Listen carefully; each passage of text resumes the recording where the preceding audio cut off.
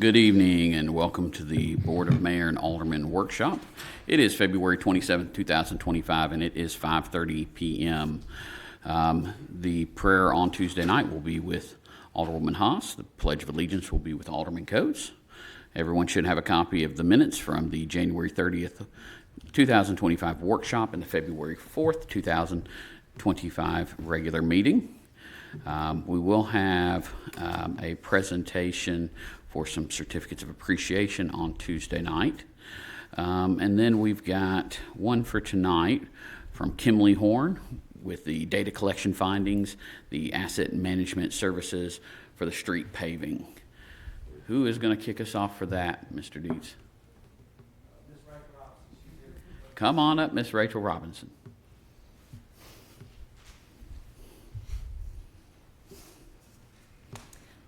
Well, thank you guys. Kicking us off with a lot of fun stuff this evening. My name is Rachel Robinson. I work for Kimley Horn. I've worked for Kimley Horn for about 6 years. I'm in the Chicago downtown office, but I was in Nashville for about 4 years. So that's how I came to be a part of this project.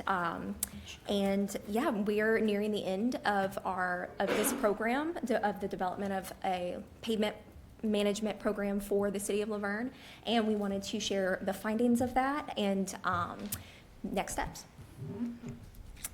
So just as a quick introduction, like I said, I work for Kimley Horn. We have offices all across the nation, including here in Nashville. And as part of that, we have pavement management experts all across the nation as well, who have worked in every region, Florida, Colorado, Boston, and as well as the South. So we have a pretty large expertise when it comes to our pavement management experience. And what we're going to be talking about tonight is how we approach pavement management and how that is going to impact the plan that we put in place for the city of Laverne moving forward. And then we're going to talk a little bit about the findings that we have developed. So just a quick overview, the way that the presentation is going to work tonight is I'm going to give a little bit of a background on the principles of pavement management. It's typically a 5-step process that's very cyclic and iterative. And ultimately, what you should keep in mind throughout this presentation is the big picture that what we're trying to do is we want to make sure that our roads that are in good condition stay in good condition. We want to stretch our budget as far as we can based on the conditions of our roadways, and it's much cheaper to keep roads in good condition than it is to fix roads that are in poor condition. So the general scope of work of this project, there was basically three steps. First steps were related to pre-field work. So this was refining our base files, our GIS shape files, and the associated attribute information that went into that. So I can get into that in a little bit more detail, but basically we wanted to understand Laverne's roadway network from a very holistic, high-level perspective, and that included traffic data, that included what the functional classification data was, so basically what kind of road, if it was an arterial or a more local road, and then we used that file to help us in the data collection process. So we used an outside vendor to perform an automated data collection process on all of the streets within Laverne. And the data that they gave us back, we were able to then put that into a format that was usable for industry standards so that we could understand the analysis and reporting associated with that. And I'll go into the actual data collection process in a little bit more detail in a couple of slides. But ultimately, the final deliverables, what we're trying to get to is determining a capital improvement plan for what makes sense in terms of each year based on a particular budget. What roads can we do? What roads does it make sense to do treatments to make sure that we are stretching that dollar as far as we can. So like I said, there are several steps to pavement management. It's all a very cyclic process and iterative, so that's why it's kind of shown as a cycle. Those 5 steps really start with, what do I have, what condition is it in? And that was what we did as part of the pre-field, as part of the field work and the pre-field work. So really gathering as much data as we could on all of these roads to help us come up with a very good picture of what these roads are experiencing and how they may continue to deteriorate year over year. Then what condition is it in? We used the data collection vendor to help us collect that. It was an automated process. And then the next 3 steps, when do I need to do work, what work do I need to do, and how much is it going to cost, those are really kind of the main parts that are going to continue to need to be refined and edited year over year.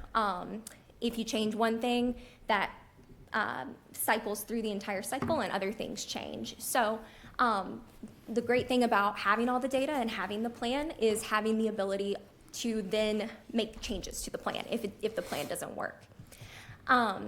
So as it says up here, the challenge we have, as it is with pavement work, roadway work, there's way too much work and not enough money, right? So how do we prioritize what needs to be done and when to most effectively work for us?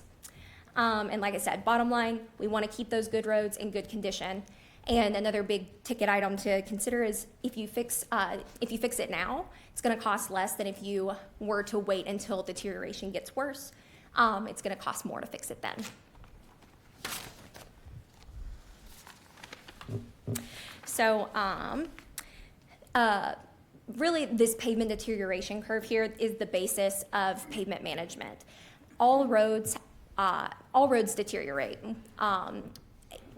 And you can think of that happens through a number of different reasons: weather, traffic,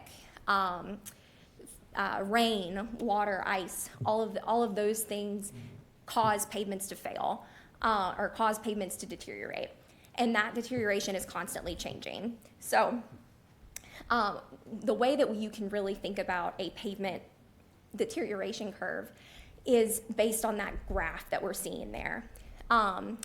You start off at 100, brand new road, and then you have, as you go over time, you start experiencing some gradual deterioration up until you reach a point that we call the yield point.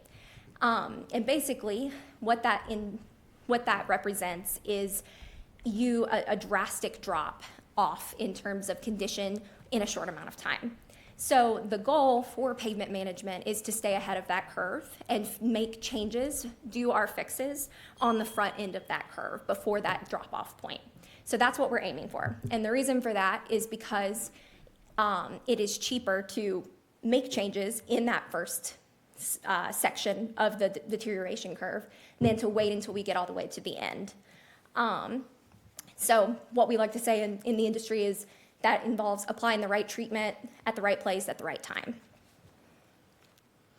So as I said, we did an automated data collection, and that was using one of these automated data collection vans. Our vendor was called ICC, and they specialize in these multi-million-dollar vans that are equipped with all kinds of sensitive, all kinds of equipment that is sensitive to the tiniest, smallest distress on a roadway surface. So that's lasers and cameras and actual even vibration monitors to help us understand the actual severity of the deficiencies that we're seeing on our roadways. And the great part about it is that all of this stuff is attached to the van. The van is able to just drive at regular speeds and collect this data over thousands and thousands and thousands of segments of slices of road each time.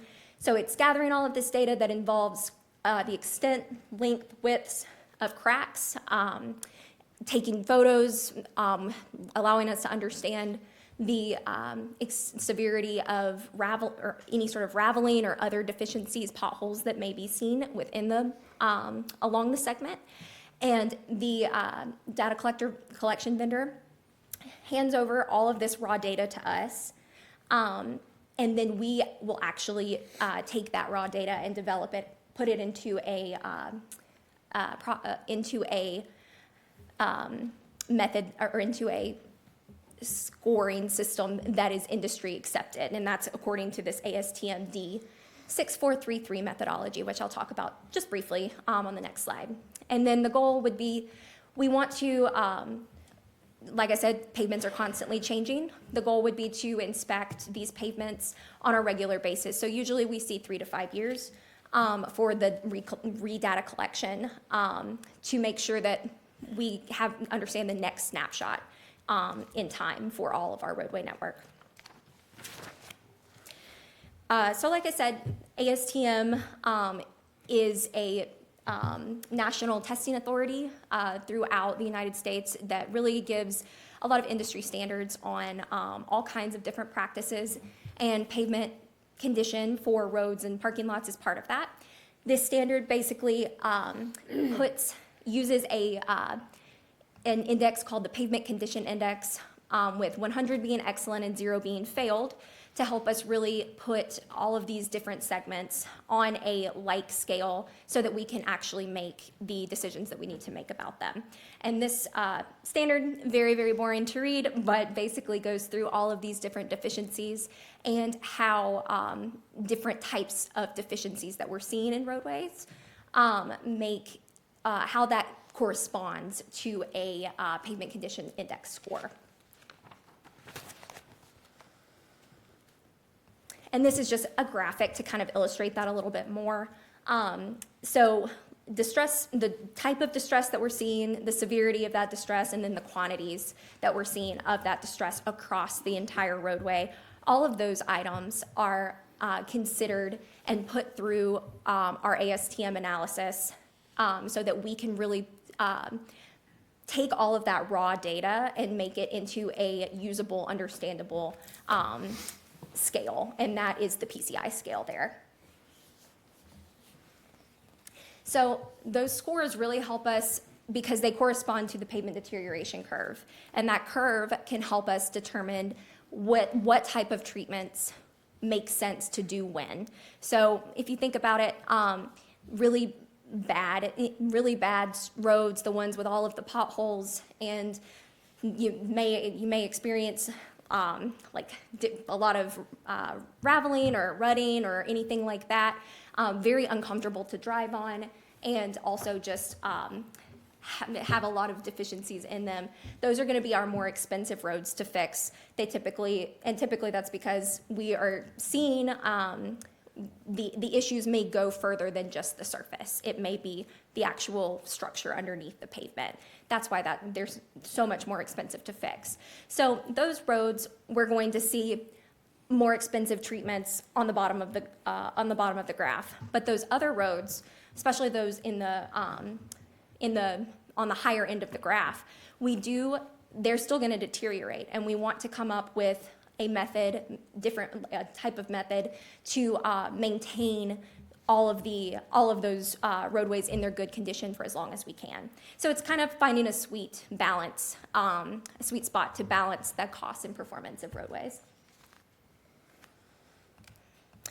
So next step is really to work with the client to define the treatment toolbox, which we did with the Public Works Department to come up with what makes sense for each different level of condition.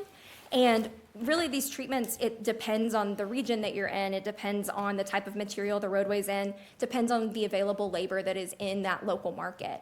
So these can really vary across different municipalities, and it comes down to really what the goals of each municipality is. So we have a lot of tools in our toolbox, and so that makes it more accessible for us to try a bunch of different things.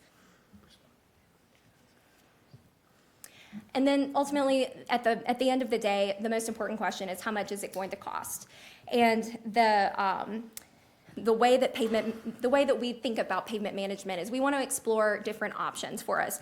Ultimately, the goal is to make data-driven decisions and enable and equip communities to make data-driven decisions for the goals that they have in place for their future. So it's really ultimately kind of what comes down to a budget versus performance target-driven analysis. So do we want a roadway network that is as good as we can get at 100, or do we want to stick to a specific budget year over year?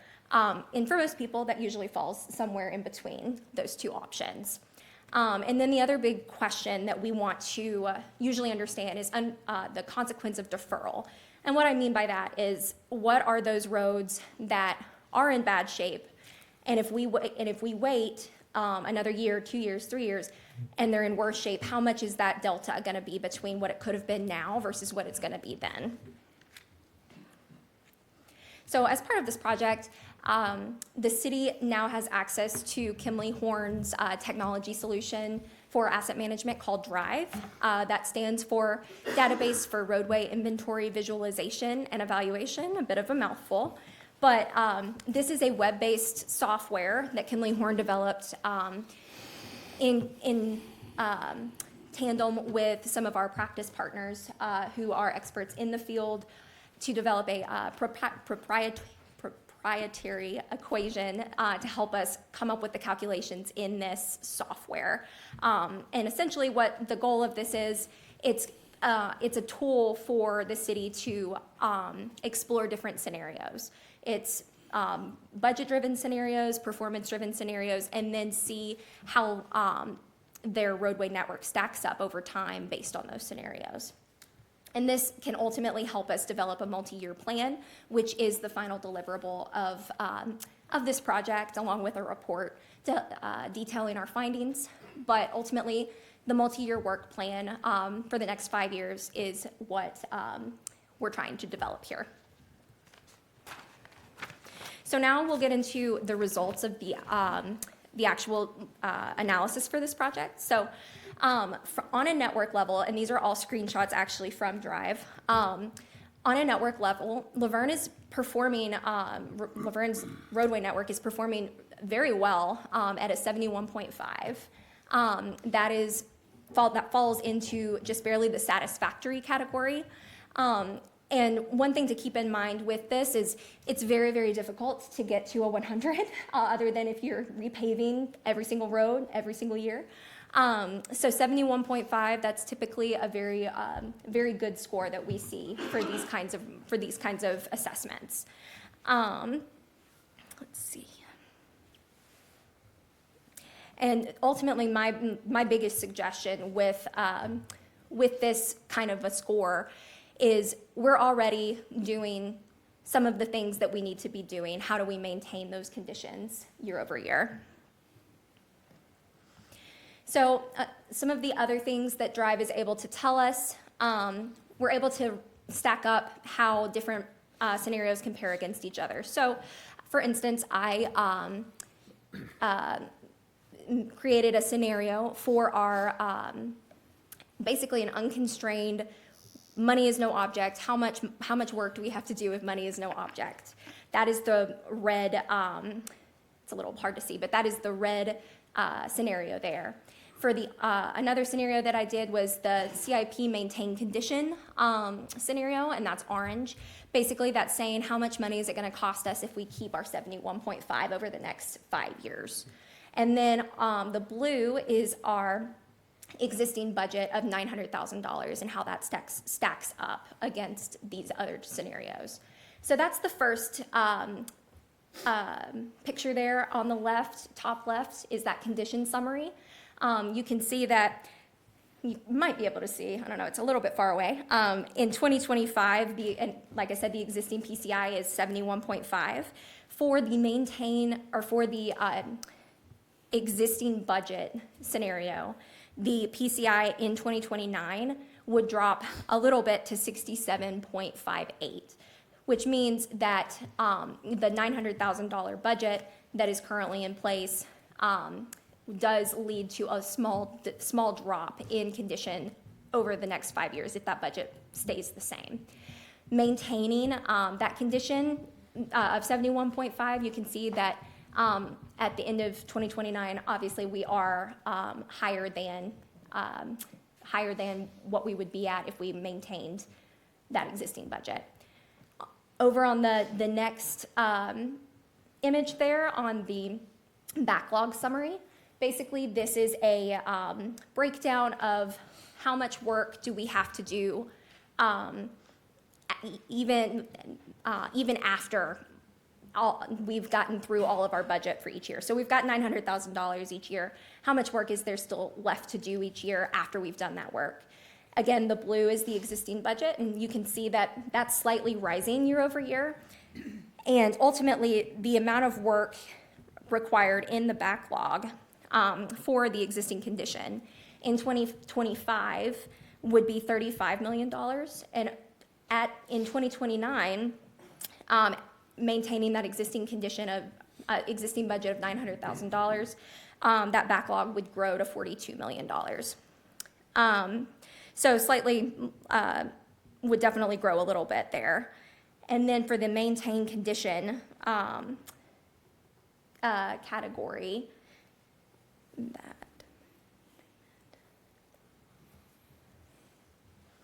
for the budgeted treatment, you can see that or the maintain condition, you can see that those bars are remaining pretty steady, the same with the amount of backlog, mainly because you're maintaining those conditions. The bottom left there is the budgeted treatment summary. That's essentially how much money we're spending each year. And you can see that in 2025, if we had an unconstrained analysis, we would be spending $35 million. Obviously, that's not the case. So in this case, in the existing budget scenario, we're obviously still spending $900,000, but for the cost to maintain the condition of 71.5 year over year for the next 5 years would be $2.5 million for a budget. And then this final graph over here is really just a cost by treatment type breakdown with different types of treatments being the different colors. And you can kind of think of that falling into a few major buckets of preventive maintenance, minor rehabilitation, and then full reconstruction. And what we typically want to see here is what we're seeing. It's a good mixture of different types of treatments each year.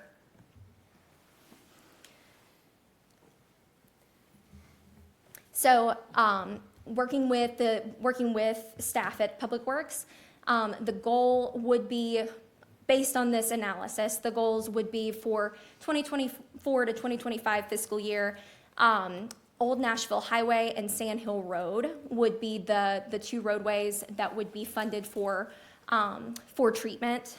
And that, you can see there that in Drive, we were actually able to develop costs associated with that. It's a mixture of 3-inch mill and overlay and full depth reconstruction.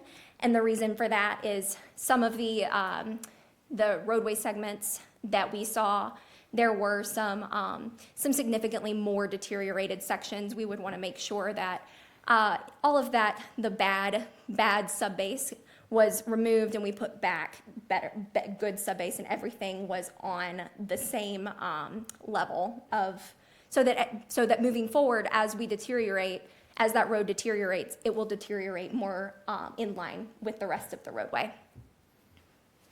So I guess one thing I did not mention here, so that totals between those two roads, redoing them in totality, Old Nashville Highway and Sand Hill Road, that grand total is $1.4 million.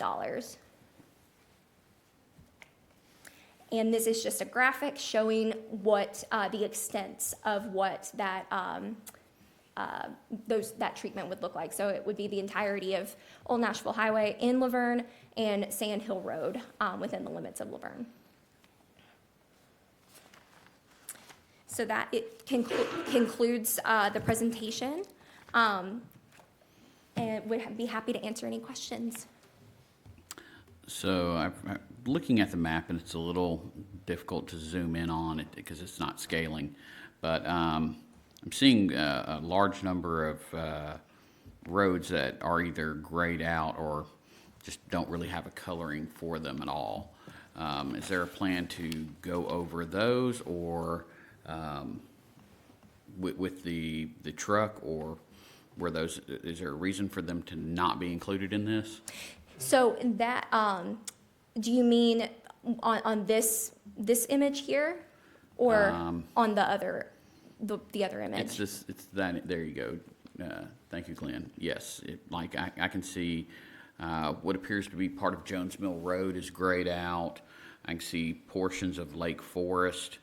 Is that Blair Road grade? So it's a dark gray, which means that I think it's just listed as missing. But is there a plan to go back for those roads? Blair Road is major road. Jones Mill is very big for everyone coming in and out of Morningside. I think there's portions of, no, Hollandale did get hit, but there's portions of Lake Forest that are completely missing. Not sure if, let's see. Mike, I'm not sure if maybe some of those were some of the ones that were excluded. Yes, so Mayor, Alderman, good afternoon. So there may be some work that needs to be done on the network map, but overall, we went through this with a fine-tooth comb with Todd Schroeder over at Codes. We excluded a lot of the roads that were previously listed as public. They're actually private. So we will look at that. However, our recommendation to Kimley Horn was to go ahead and do Old Nashville this year as well as Sand Hill. Mm-hmm. Sand Hill kind of concludes, or wraps up, I should say, our previous plan that was a 3-year plan, because we wanted to try to get all the collector roads coming in and out of Lake Forest. It was in what we feel severe need, which I believe supports that off of the study here. Old Nashville Highway, it's been discussed multiple times over the years by this board and others that obviously it's deteriorating and it needs something done. We understand that there's a project to widen that road sometime down the near future, but I think reality is, as we see today's dollars, that's going to be prolonged for some time. So I feel like, based off the citizen complaints that we've received, we should really make that a priority. And then, obviously, to answer your question about Blair Road, that is obviously a multi-million-dollar project that is currently underway. So Blair West would be under that South Water. And Blair Road, we would look at as far as incorporating next year or potentially the year thereafter. We would want to follow the drive plan after this fiscal year, year in and year out, and where those dollars, how they play out. It also looks like East Nurse Drive-In in front of the new building is not on here. Okay. Looks like there's just a big gap in between there. I do see that, yes, sir. So again, we can do some cleanup with the map, and again, it may not, I know you said it wasn't to scale, it should still be showing up, but we will look at that internally on our end. That will be on the city's portion to get back to Kimley Horn to get it updated, but that's kind of our foresight as far as why we chose to pay the roads were recommended to be paid for this fiscal year. Y'all see any other ones to recommend that he has a look at that doesn't appear to be on here? If you're more in Lake Forest, some of them are not shown on there. Yeah. We can circle around after the meeting and try to pick through on something that's a little bit more scalable. Yes, sir, absolutely. And again, this is a plan. This is something we wanted to present because, year on in, year out, Doug and I, we make a decision on what roads we feel like need to be paved in the city. We wanted something that actually had some teeth as far as condition that we could utilize as a tool in our tool belt, and we can follow. So hopefully if we can follow this, maintain this, hopefully Danielle can get us about $2.5 million per year to maintain that PCI score would be great. But our goal is to stay in that satisfactory range. What is your time frame for the 5-year plan? The time frame for She mentioned in there about developing a 5-year plan. Well, this is part of the 5-year plan. Obviously, once we do Old Nashville and Sand Hill this year, that will come off. Those roads will turn green, and then we will assess the drive software. We will make a determination based off the biggest needs that the software is telling us needs to be paid. We'll look at our budget dollars, and we'll bring it to the board for recommendation year on and year out, or Okay. year in and year out. Okay, sorry, I was just thinking more of something that shows us what the current priorities are, and then, of course, it changes year to year. Yep, and it will change as we make improvements. This map's gonna, we wanna see as much green on that map as we can possibly get. And correct me if I'm wrong, but this program we have access to, so like if the board chooses, instead of $900,000 a year, it chooses, let's just say 2 million or 1 million, we then can access the software to say, this is what the board has allotted for the improvements, and then some of these items may change depending on what the plan is and how much money's available. That is correct. You could forecast that amount. Correct. Yep.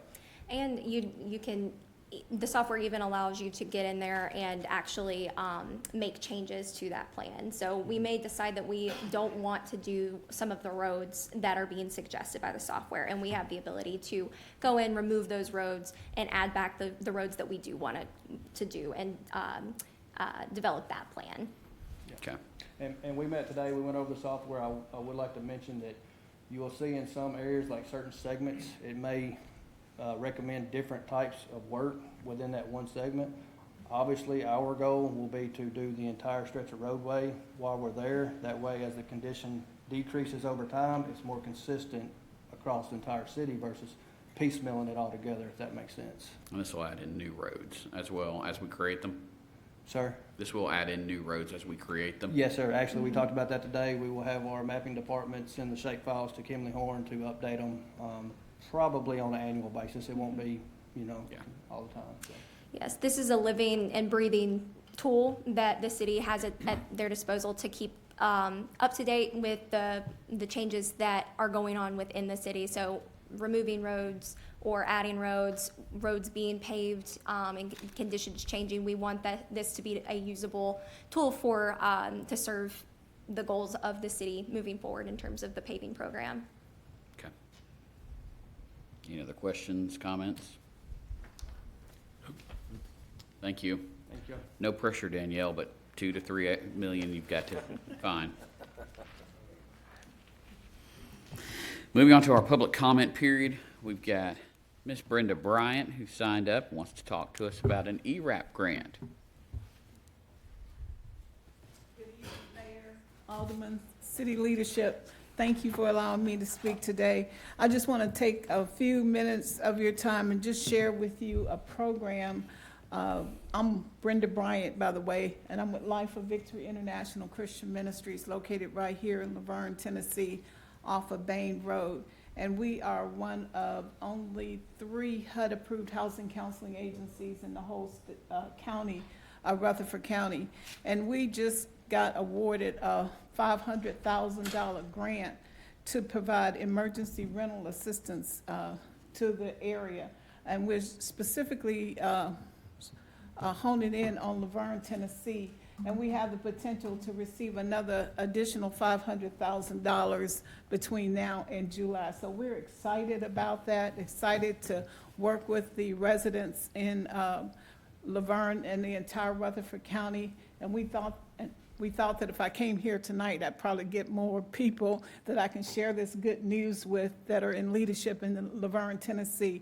But anyway, we're not just giving money to people. Actually, part of the program is to provide housing stability services. And what that means is that we provide comprehensive housing counseling in order to help stabilize their homes. So we offer case management service in addition to that. And we have a staff of about 7 people. So we're excited about this new program here in Laverne. And again, like I said, it's where we can actually pay back due rent, current rent, and 3 months going forward. So again, I just wanted to make sure I introduced this program to you all so that you all can share this good information with others in the community who may need it to help stabilize our communities and our families. And that's what it's all about, is building strong communities. And that's what we want to do here in Laverne, Tennessee. And I'm proud to stand before you all and be a part of that process. Oh, good job, amazing work, and I know I regularly see some people reaching out, so I will make sure to get them directed your way. Would you like some a flower? Absolutely. Thank you.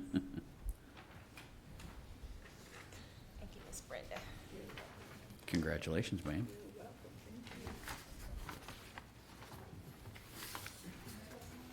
You should probably give one to Ann Smith. She's our public information officer. She can get that online for us.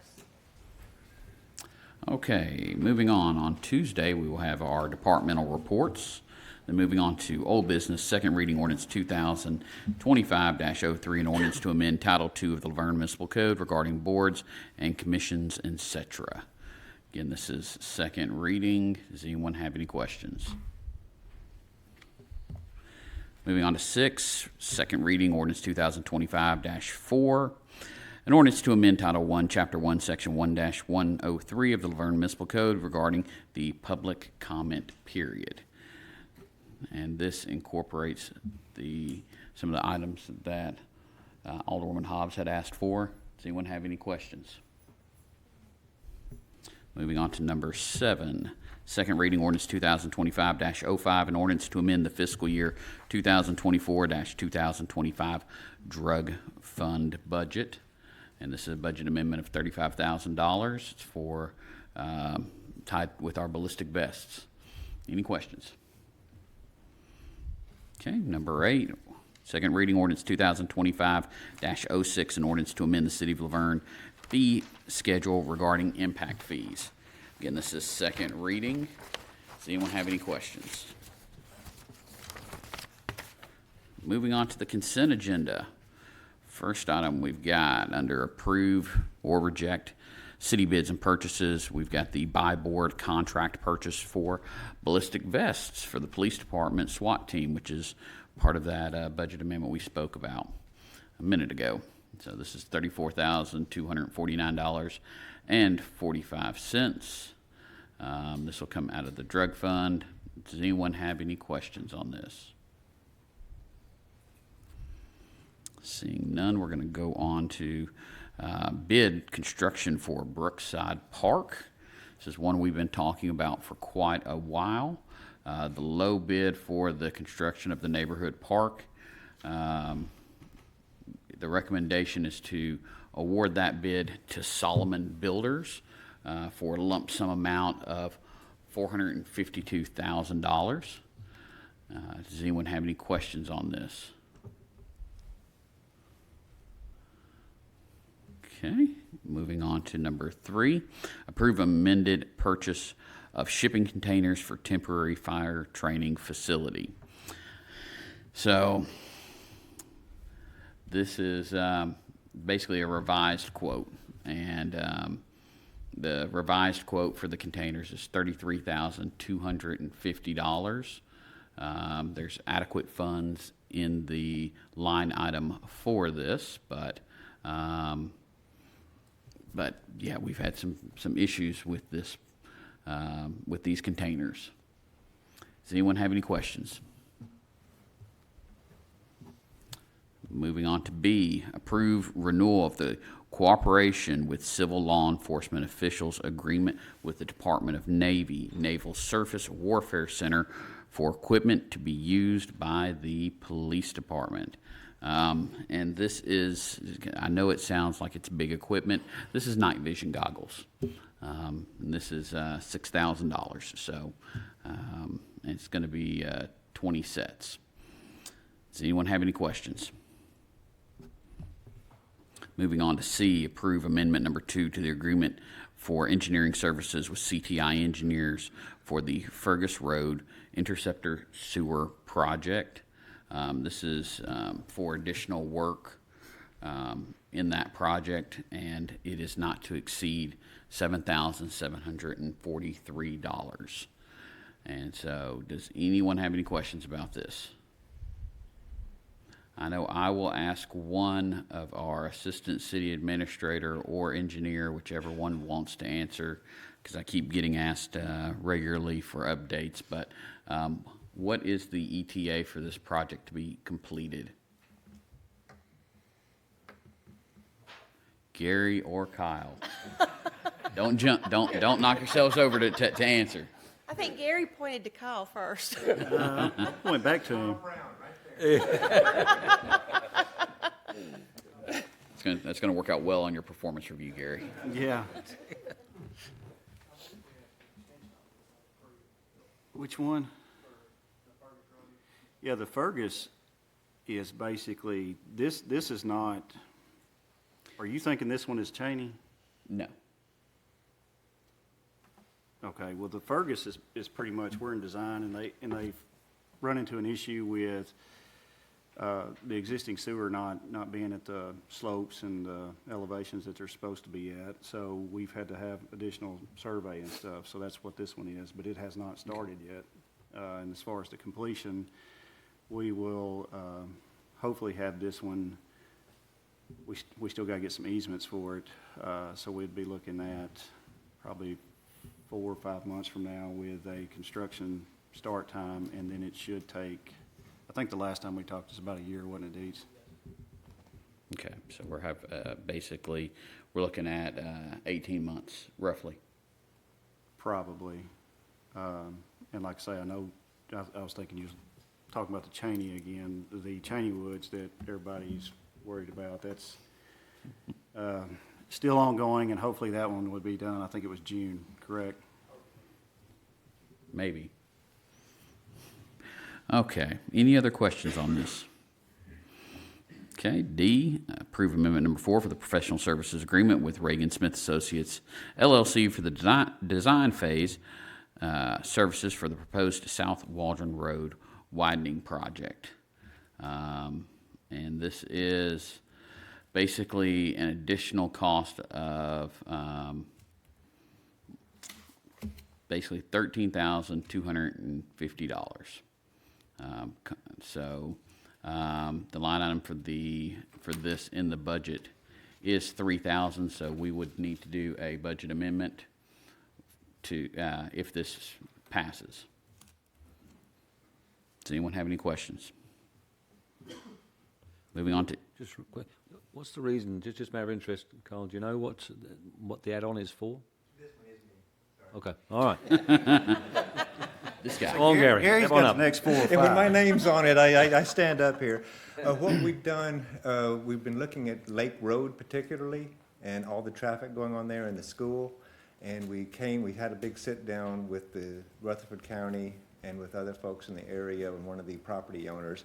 And routing utilities around our construction was going to take a great deal of extra time if we had to shut that water line and sewer lines down. So this is a redesign to widen out the section and get the utilities outside of the road so we can get the utilities routed around and then do the construction and minimize the amount of downtime and inconvenience to the property owners in the area. Thank you, Gary, appreciate it, thank you. Gary, what type of utilities are we talking about? Is this sewer, is this? The sewers are force mains that we're actually talking about, and the water line.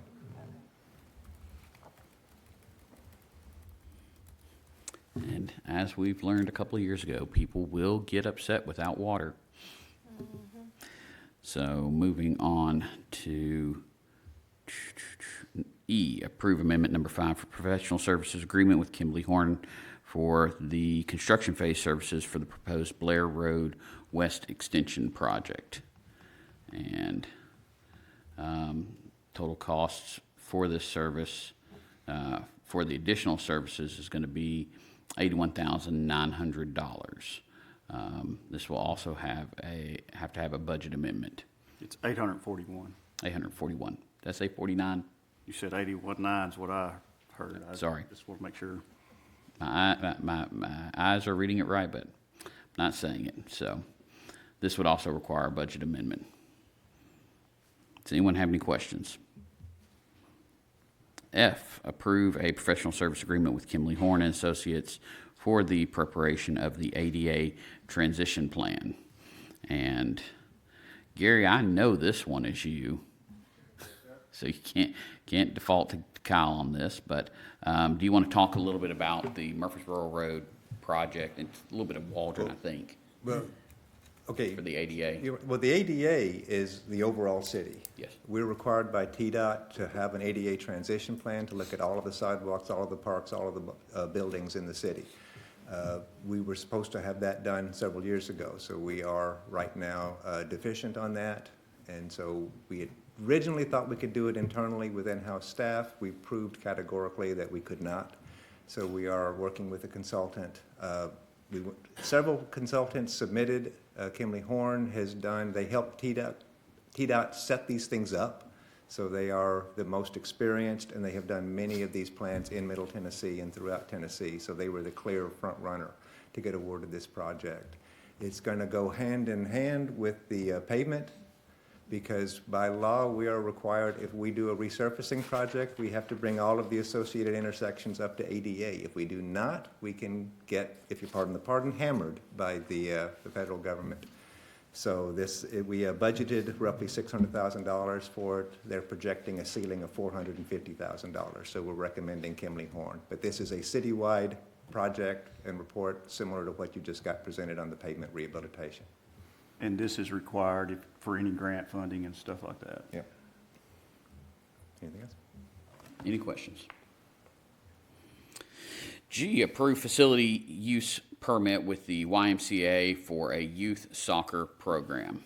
And that is exactly how it sounds. It is for the permit length would be 3 months, August through October. There is no associated costs with this. They're going to provide the supplies to paint the fields and the equipment. Is that still correct, David? Yes. Okay. Does anyone have any questions? Moving on to H. Approve change order number 6, final, with Romac Construction Company for the construction of the new Fire Station 41 headquarters. And so this is our final, basically, change order. And it dropped, the original approved contract amount drops, which is what we like. So we should have a final payment going to them of just under $350,000. Does anyone have any questions? Moving on to I, approve a master services agreement with Flock Group Incorporated for trial evaluation of an automated license plate recognition system. The deputy chief, Captain Call, myself, I want to say Detective Durham, and Detective Noakes. We met with Flock just a couple of weeks ago and went through their program where we have some concerns with ours that they could help bridge the gap and improve what we're doing. So this is to set up a trial with them. There's no cost to conduct the trial evaluation. We have a representative from Flock if anyone has any questions about their program.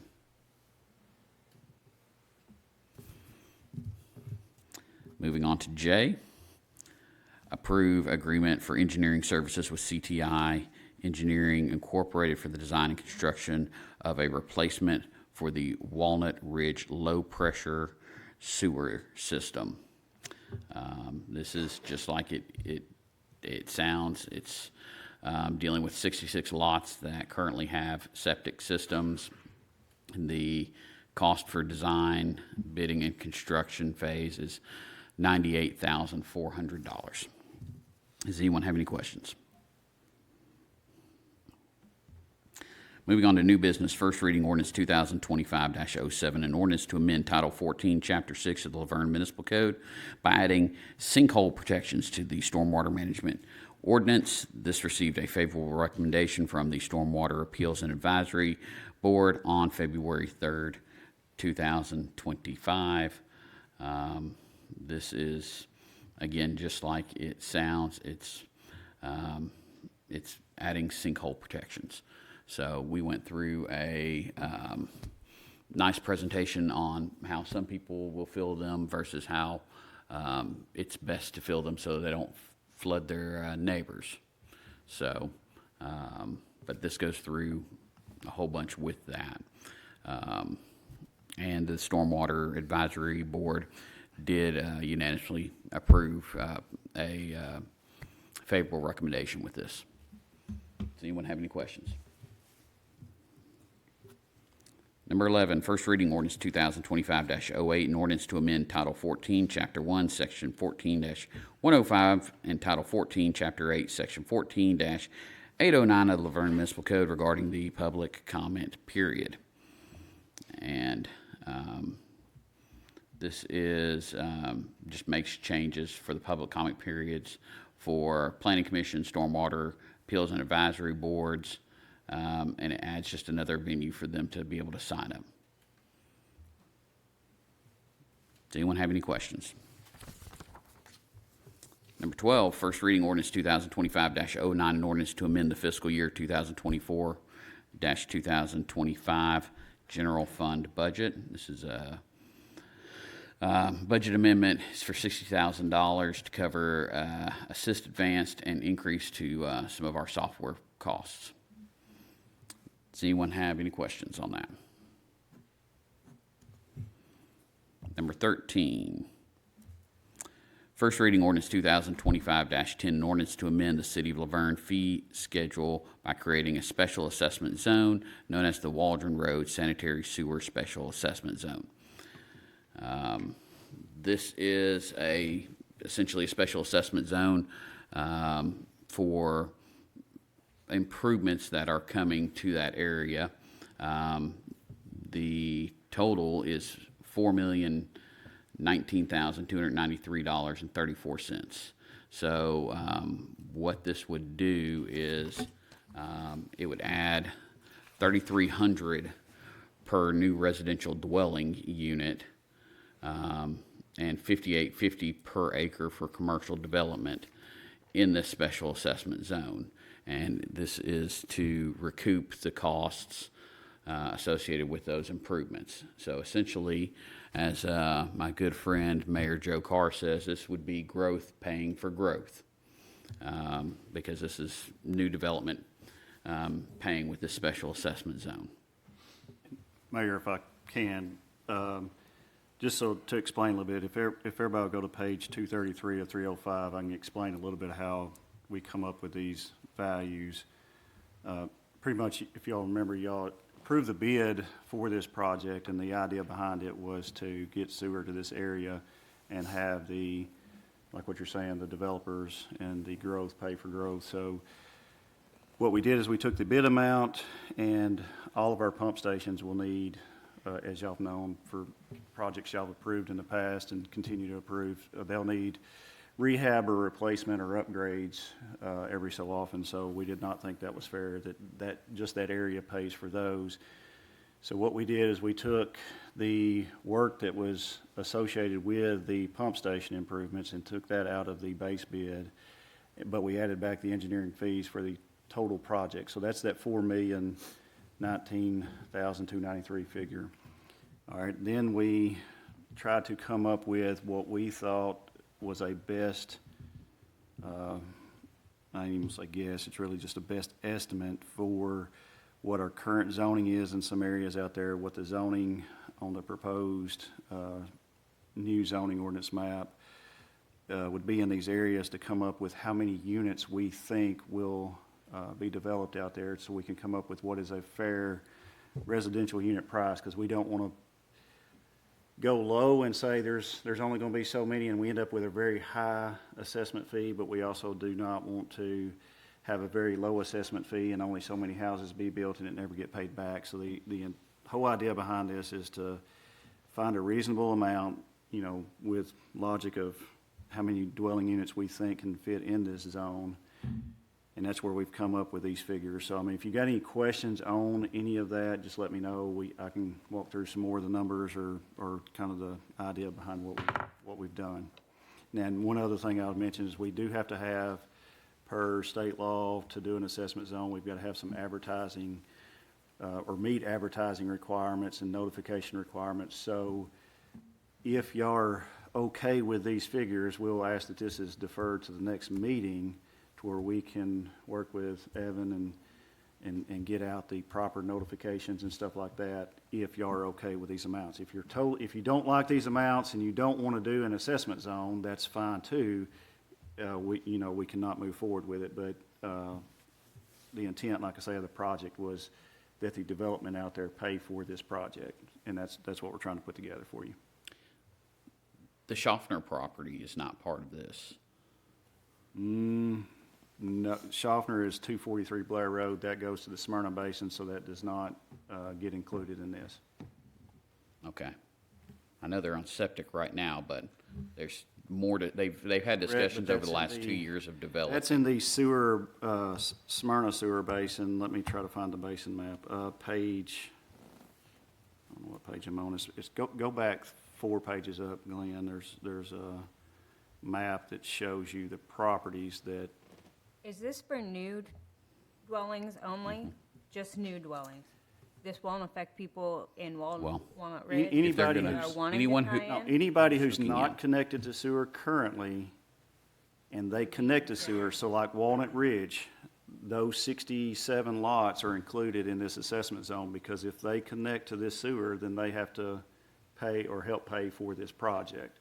Okay. So yes. they'll have this additional fee if they decide to Anybody tie who in. connects to the sewer that's either in this basin or if it drains through this basin. So if we end up having, like what the mayor's mentioned, is 243 Blair Road.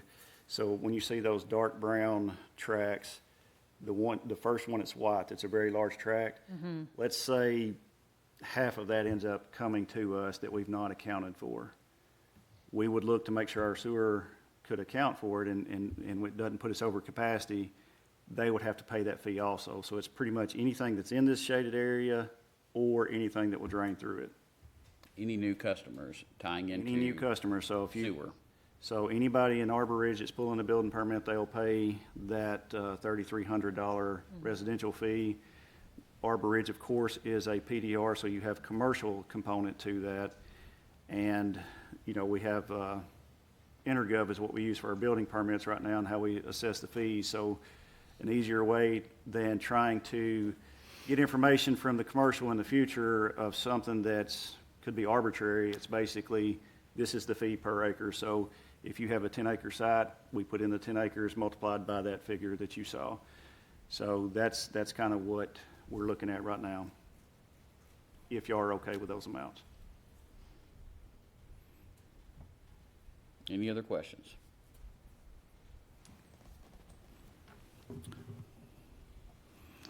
Moving on to 14, Resolution 2025-03, resolution to amend the social media policy for the city of Laverne.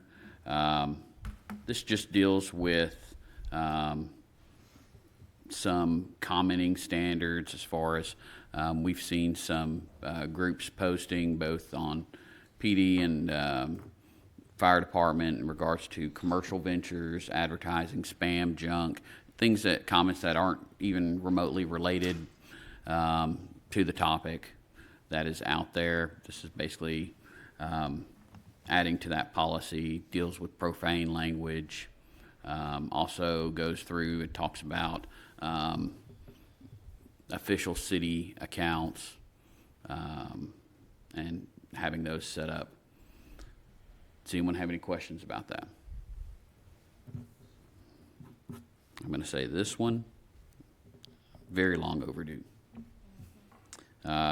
Resolution 2025-04, resolution to approve a land acquisition policy for the South Waldron Road widening project. This is exactly how it sounds. So this is with JMT, and the cost of this is varying depending on property owners ultimately, if they're willing to voluntarily transfer property to the city within 30 days of that offer. Does anyone have any questions on that? Number 16, Resolution 2025-05, a resolution to accept Phase 2 of Carruthers Crossing subdivision. This received a favorable recommendation from the Planning Commission on January 28th, 2025. We basically, it's just like normal. It's an acceptance of a phase of subdivision. I know this went through Planning Commission for several months to get everything taken care of. But if accepted, there'd be a a 1-year bond for maintenance. Does anyone have any questions? Number 17, Resolution 2025-06, a resolution of the City of Laverne Board of Mayor and Aldermen to declare property owned by the city to be surplus to the city's needs and directing disposal of the same. You see various, with the police department, a vehicle, some plastic cans, metal waste, some brass meter chambers, that sort of thing. Any questions? Moving on to 18, appoint or remove board and committee members. First, we've got the Beautification and Arts Advisory Committee, and we have an applicant. Hallelujah. Ashley Brunley has applied for that board. So this will be on the agenda for Tuesday night. If anybody else would like to apply, they just need to get that in Monday noon. Yes, that'd be fine. And also I wanted to mention, we do have a new online form to apply for boards and committees, so you don't have to do the paper version anymore. So just go to our website and take care of that. Wonderful, wonderful. And I'm sure we can incorporate that form in with our social media posts. Thank you, Ann. Moving on to Parks and Recreation Advisory Committee. We have got one term vacant, and we have 2 applicants for that one. So this will also be on the agenda for Tuesday night. You have to, when you go to the second page of it, it's at the very top. So, Okay, I got it.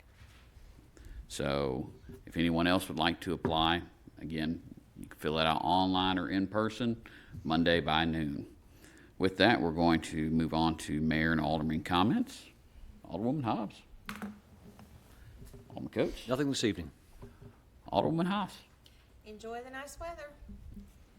And I will say that I've got nothing as well, so we will call this meeting adjourned.